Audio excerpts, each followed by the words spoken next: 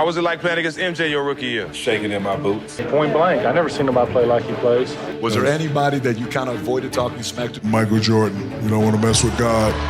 I thought Michael Jordan was Jesus Christ. We called him Black Jesus for a reason. He just had the mentality to win. I looked at him. For the first time in my life, a human being didn't look real to me. We were playing the Chicago Bulls. Michael, who do you think you are? The great Michael Jordan. So at half, I have 10, and he has 4 points, right? At the end of the game, in the second half, he ended up with 44, and I ended up with 12. So he outscored me 40-2. I'm so sorry, Black Jesus. I'm so sorry. You know when that tongue come out, he about to do something. That dude came out that timeout. He scored about 4 straight threes. I just want y'all to know, there's a new sheriff in town. That wasn't Michael Jordan out there. It was God disguised as Michael Jordan. Michael Jordan is without a doubt one of the greatest players to ever lace up in the NBA, completely dominating the league with 6 championships, 6 finals MVPs, 5 regular season MVPs, 1 defensive player of the year, and countless deep playoff runs. But with every success story, there are many countless untold tales of superstars who fell short. Michael Jordan, to be quite frank with you, up the careers of many NBA superstars in the 80s and 90s. Today we're going to dive deep into every single team and star that was caught victim to the dominance of MJ. Jordan.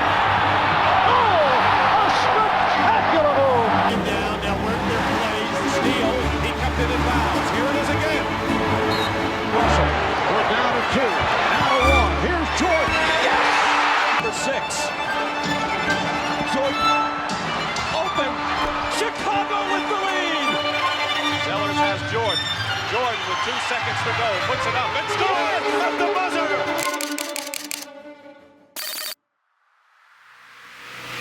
Many of the early successes of Michael Jordan's career came at the defeat of the Cleveland Cavaliers, but the Cavs were no scrubs. They had a legit big three of sharpshooter Mark Price, slasher Larry Nance, and star big man Brad Daughtry, not to mention Ron Harper, who was a huge help for them. The Cavs officially became a threat in the Eastern Conference when they traded for Larry Nance from the Suns, when the guy was 28 years old and in his prime. They needed a veteran presence around the young stars of Mark Price and Brad Daughtry, but once this big three was assembled in the 1987 and 88 season, they were looking pretty scary. The Cavs' first matchup between the Bulls was the first season of Cleveland's Big Three in the 1988 playoffs. They matched up in the first round. However, it was the Bulls who came away winning this series in a best-of-5 competition. Michael Jordan was too dominant for this young Cavs team, averaging 45.2 points a game this series, with back-to-back 50-point games in Game 1 and Game 2. Their next matchup was in 1989, except it was the Cavs who had the home court advantage in this series, being the 3 seed. But of course, this didn't matter to Jordan. Beating the Cavs in 5 games in a best-of-5 series, Michael Jordan hit this iconic game winner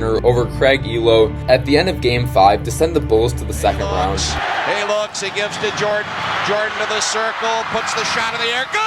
The game's over, and the Bulls have won. The next time the Bulls and Cavs faced off in the playoffs, Michael Jordan was already a champion in 1991. By this point, both teams were very different. The Bulls got drastically better. Michael Jordan was reaching uncharted levels of dominance, and his teammates like Scottie Pippen and Horace Grant were also elite-level players. The Cavs had gotten Mark Price and Brad Daughtry some experience under their belt. These two stars were starting to hit their primes, and Larry Nance was still incredible at age 32. The Bulls and Cavs were by far the 2 best teams in the East in 1992, and it only makes sense that they met each other in the Eastern Conference Finals. After splitting the first 4 games, the Bulls closed out this series, winning 2 straight games to win the series in 6. The Bulls reminded the Cavs why they were the reigning champs. Their next matchup was in 1993. The Bulls and the Cavs matched up in the conference semifinals, but this series had a lot less drama. The Bulls swept the Cavs in 4 games. Jordan averaged 31 points a game this series and showed no mercy. This final playoff battle in 1993 broke up the trio of Larry Nance, Mark Price, and Brad Daughtry in Cleveland.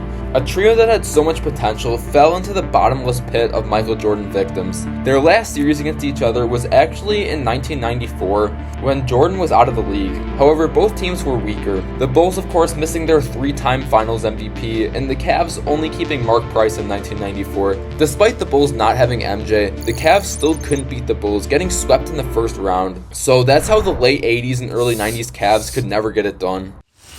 We played against the Bulls 6 times. We were only able to win one of those times, and unfortunately, he wasn't there. He's been talking trash from the first day that I met him, and he still continued to talk trash, telling me that I have never beaten him when it counts.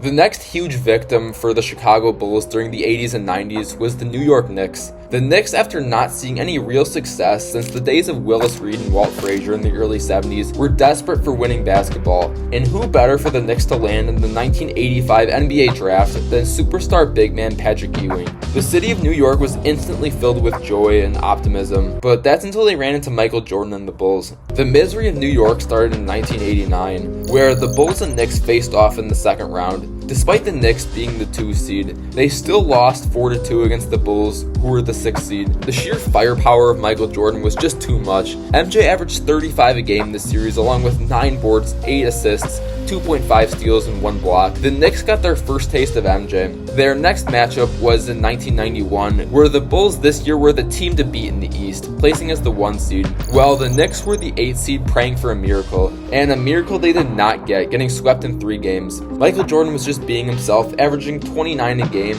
The defense of the Bulls was suffocating, never letting the Knicks get past double-digit points in any of these 3 games. Their next matchup was in 1992, and one of the most intense playoff battles of Jordan's career. The Knicks had just gotten coach Pat Riley, who was a huge upgrade. This series was a grueling matchup that went to 7 games. Almost every game in this series was a super close contest. The Knicks in this series used similar physical tactics that the Bad Boy Pistons used on MJ in the 80s to try to wear him down, but it was eventually the Bulls who won this series in a 30-point blowout in Game 7. The number 1 seeded Bulls barely escaped the number 4 seeded Knicks. Their next meeting was the following year in 1993.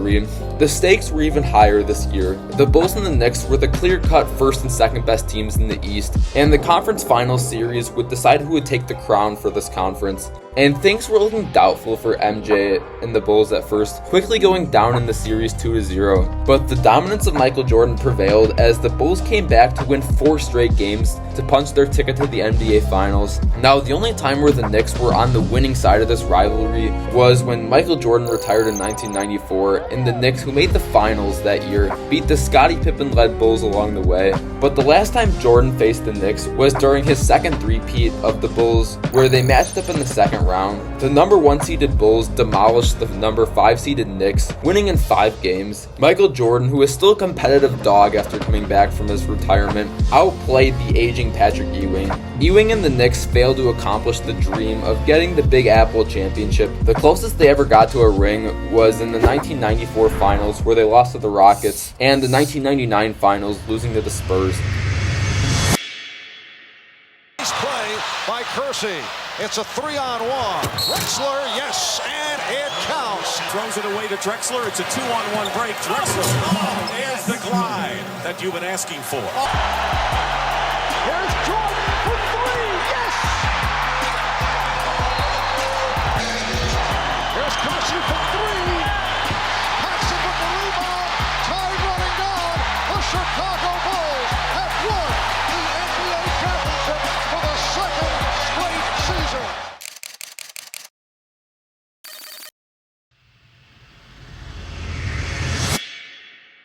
The Trailblazers versus the Bulls is a story that most fans don't truly appreciate. The teams played in different conferences and never really matched up in the conference playoff rounds. Clyde Drexler was pretty much the closest thing to MJ in the 80s and 90s besides Jordan himself. While Jordan was a force right away in the league, it took Clyde a few seasons to really gain his superstar status. The Jordan comparisons came flooding in quickly. Both players were dynamic shooting guards that could get a bucket whenever they wanted and had out-of-this-world athleticism, so it only made sense that they eventually matched up in the NBA Finals in 1992. During the peaks of both teams, they eventually found themselves competing on the biggest stage in basketball. However, it was Michael Jordan who proved that he was the best shooting guard in the NBA, averaging 35 points a game, 5 boards, 6 assists on 52% shooting, while Clyde Drexler averaged 25-8-5 on 40% shooting. The 1992 season was really the peak of the Clyde Drexler Blazers, as the core of this team started to age after this season and was never this truly elite ever again.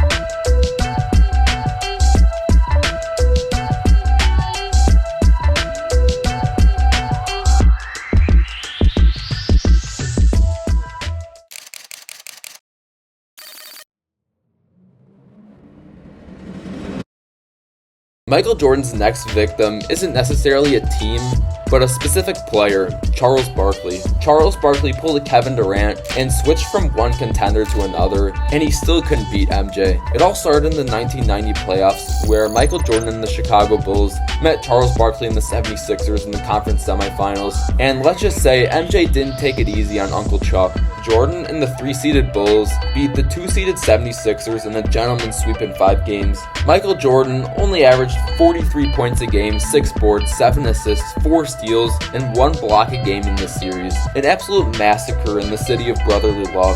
The Bulls and the 76ers once again met in the Eastern Conference semifinals the year after, except this year Jordan's Bulls were the 1 seed and the 76ers were the 5th seed. The Bulls once again beat the 76ers 4-1. Barkley and the 76ers were no match for the Black Cat. Jordan averaged 33, 8, and 8 a game in the series.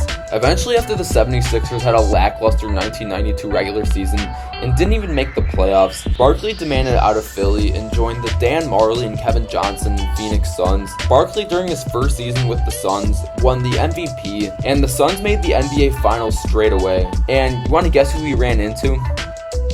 Michael Jordan and the Bulls. This was Barkley's chance to get his last laugh against MJ with his new and improved squad, but this never happened. Despite Chuck playing his heart out, averaging 27 points, 13 boards, and 5 assists, Michael Jordan probably had his greatest finals appearance ever, averaging 41 points, 8.5 rebounds, and 6 assists with about a steal and a block a game. And unfortunately for Chuck, this was the closest thing he ever got to winning a championship, as he never even sniffed the conference finals with the Suns or Rockets since. And the 0 rings jokes from Shaq on TNT will also never stop. And that's why you ain't win, because you was a baby. You got baby, that's why you ain't win. I didn't have Dwayne Wade and Kobe Bryant carry me up and down the court. I got 3 finals MVP, Chuck. Google me, Chuck. Everybody knows you were a great player. You see that? Everybody knows you were a great player. You don't know what you're talking about when it comes to No, you ain't got to repent now. 32, Shaquille O'Neal. 43, O'Neal tries the baseline, runs out of real estate. Oh, he comes back and stuffs it home. Turn around. Hardaway, beautiful dish. 10 seconds to play. And Jordan spinning his way against Anderson. Here comes Hardaway. Flying in on the right side. Game 1, Orlando was stunned. A 38-point defeat that left them battered emotionally and physically. Magic stormed out to an 18-point lead and seemed to be in complete control. Until the Bulls stripped them of their confidence and a chance to even the series. 2 games.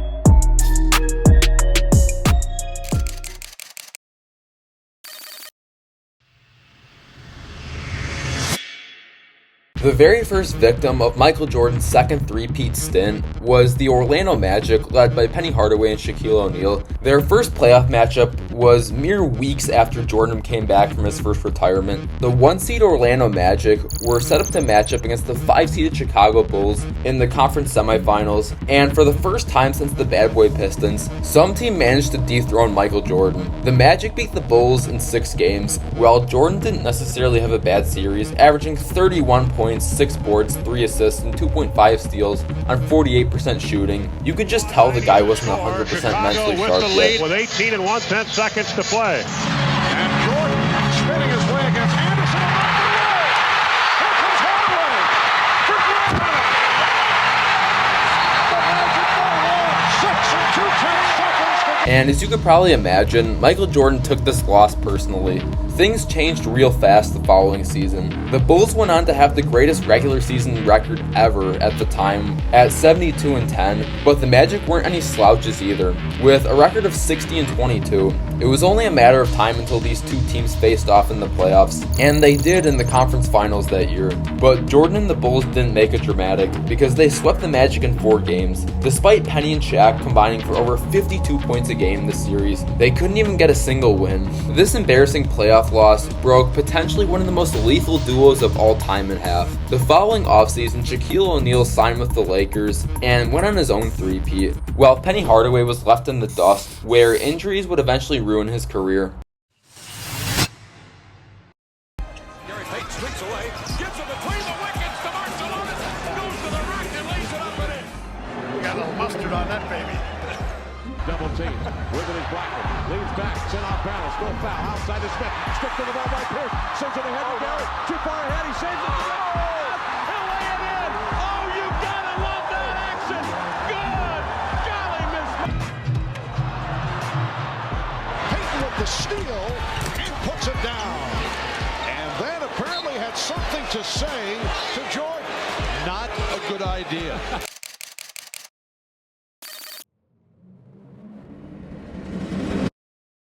The Seattle SuperSonics, with defensive star guard Gary Payton and high flyer Shawn Kemp, oftentimes get mentioned as one of the greatest teams that never won a ring. Along with their 2 young stars, they had great vets on this team that filled the gaps like Detlef Schrempf, Hershey Hawkins, and Sam Perkins. The SuperSonics were one of the best teams in the Western Conference in the 90s. This team was stacked, making multiple deep playoff runs. In 1996, the SuperSonics had an astonishing record of 64 and 18, by far the best record in the West. The only problem was the team that they were likely to face in the finals only achieved the greatest regular season record of all time at 72 and 10. The SuperSonics went on to beat the Kings in the first round, the reigning champs, the Houston Rockets, in the second round, the Malone and Stockton Jazz in the conference finals, and guess who they ran into in the NBA finals? Michael Jordan, who had a chip on his shoulder from his tragic loss last year to the Magic. This series was one of the most anticipated matchups of the whole decade. 2 of the best teams of the decade from each conference were actually set to play against each other in the finals. And of course, to really no one's surprise, Jordan and the Bulls claimed ring number 4, beating the Sonics in 6. Unfortunately for Seattle,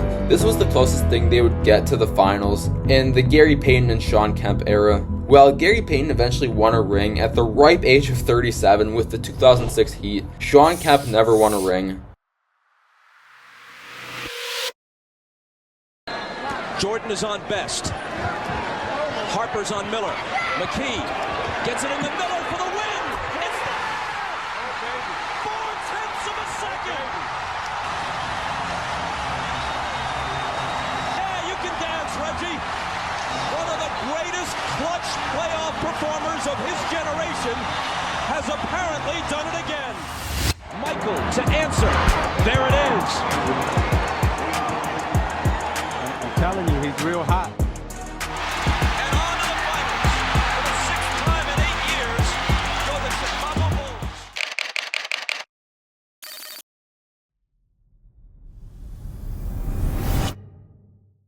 The Indiana Pacers, ever since joining the NBA, witnessed their glory days during the late 90s and early 2000s. A team with a core of sharpshooting superstar Reggie Miller, forward Jalen Rose, point guard Mark Jackson, and 7'4" big man Rick Smits. This team was a contender for many years during the late 90s and early 2000s, making several deep playoff runs. But it was at the climax of this team's success where they inevitably fell victim to Michael Jordan. During the 1997 and 98 season, the Indiana Pacers were one of the best teams in the league, finishing as the 2 seed in the East with a record of 58 and 24, only coming short to the Chicago Bulls.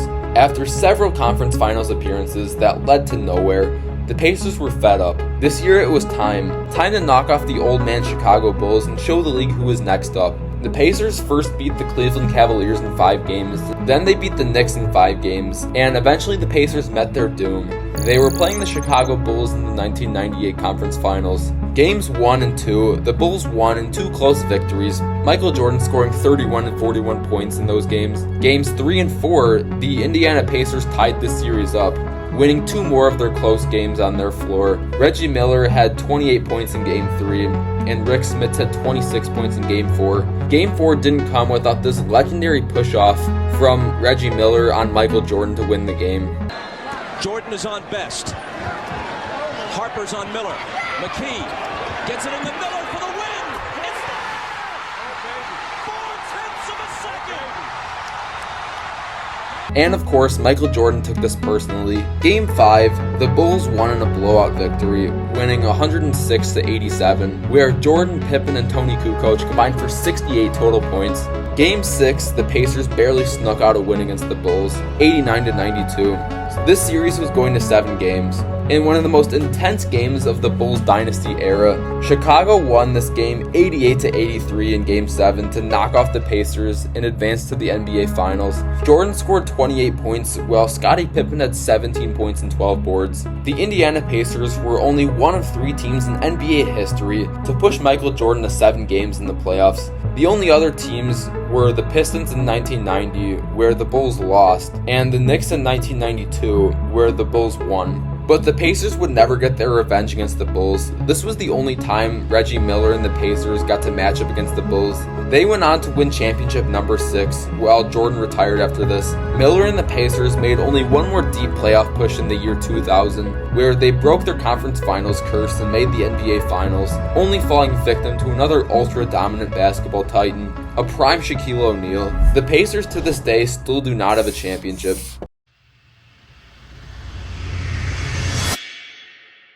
Foul limit.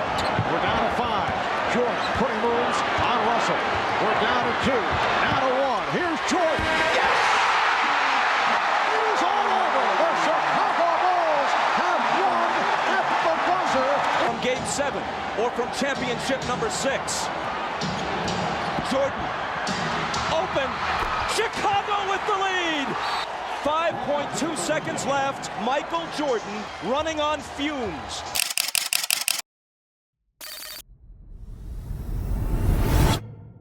It isn't more fitting to say the team where Jordan ended his NBA playoff career last. The Utah Jazz from the mid-'80s all the way to the early 2000s were led by their bread and butter duo, John Stockton and Karl Malone. This duo actually holds a very special record that will probably never get touched. Malone and Stockton played together a long time. That's no secret. Exactly how long might blow your mind though. When looking at the record for NBA teammates with the most games played together, it starts with Mo Cheeks and Dr. J at around 650 games. Kareem and Magic are just short of 700. MJ and Pippen are right above them. Kevin McHale and Larry Bird are at 755 games. Derek Fisher and Kobe are at a whopping 847 games. And capping off this list is Tim Duncan and Tony Parker at a mind-boggling 913 total games played with each other. But we're forgetting about one duo here. John Stockton and Karl Malone have about 500 more games played together than the next closest duo. For context, that's about 6 whole seasons where both players played every single game. And do you know what's crazy? This duo still never won a ring. The Utah Jazz had several great regular seasons during the 80s and 90s, where it always resulted in a playoff exit. It wasn't until the late 90s where the Jazz started to break their early playoff exit curse, where Stockton and Malone gained much needed playoff experience while still remaining in their primes. On top of this, they added much needed support around them, with players like Jeff Hornacek, Byron Russell, and Greg Ostertag. Eventually in 1997, the Jazz beat their curse and made the NBA Finals. They beat the Clippers in the first round, beat the Lakers with Shaq in 5 games, and beat the Hakeem and Clyde Drexler Rockets in the conference finals to punch their ticket to the NBA Finals. There's only one problem though, and that problem happened to be bald, wear a red jersey, and have a gambling addiction. The Jazz had ran into the same fate that every other powerhouse from the last 10 years had. The 1997 NBA Finals was the Jazz's first finals appearance. While the Bulls were looking to capture ring number 5, the series started with 2 close wins from the Bulls in Chicago. Michael Jordan was just doing his thing, putting up 31 and 38 points those two games. Games 3 and 4 were in Utah, where Stockton and Malone tied the series 2-2. Malone was looking dominant and reminded everyone why he won the MVP that year. Game 5, also known as the MJ flu game, Michael Jordan, while playing sick, scored 38 points along with a clutch 3 at the end of the game, leading the Bulls to a 90-88 win in Utah. Game 6 was back in Chicago, where MJ had 39 points and Steve Kerr hit the game winner to secure the Bulls their 5th championship. But this rivalry wasn't done just yet. Both the Jazz and the Bulls in 1998 were still clearly the best teams in the league. Both teams finished as the 1 seed in their conference, each with a record of 62-20. The Bulls beat the Nets, they beat the Glenn Rice Hornets, and they beat the Reggie Miller Pacers to make the NBA Finals. The Jazz beat Hakeem Olajuwon and the Rockets, Tim Duncan and David Robinson and the Spurs, and the Shaquille O'Neal-led Lakers to make the Finals. But unfortunately for the Jazz, they suffered the exact same fate. While the Jazz had home court advantage in this series, it didn't really seem to matter. The Jazz started the series off with an overtime victory in Game 1, but the Bulls responded with 3 straight wins of their own, including a Game 3 win where the Bulls won 96-54. The Jazz also hold another record, the record for the lowest amount of points scored by a team in a playoff game since the ABA and NBA merger. I mean, 54 points in an entire game. I've seen teams damn near score that much in 1 quarter in today's game. Anyways, to save their season, the Jazz came up with a clutch victory in Game 5 in Chicago, barely scraping by, winning 83-81. But to cap off Michael Jordan's legendary NBA playoff career, he dropped 45 points in a Game 6 and hit this iconic shot. 17 seconds from Game 7 or from championship number 6. Jordan, open, Chicago with the lead! With that, the Bulls secured championship number 6, and Michael Jordan secured his legacy as being viewed as the greatest player of all time by the majority of people. From beating up on Eastern Conference foes year after year like the Cleveland Cavs and New York Knicks, to stopping the MJ clone from seeing any real success in the playoffs, to making one of the NBA's premier superstars switch super teams and still not come up with a ring, to destroying potentially one of the deadliest duos of all time, to stopping one of the greatest Western Conference teams in the 90s from ever winning a championship, to taking the push off personally, to preventing the longest playing duo ever to never win a championship. This is the story of the victims of Michael Jordan.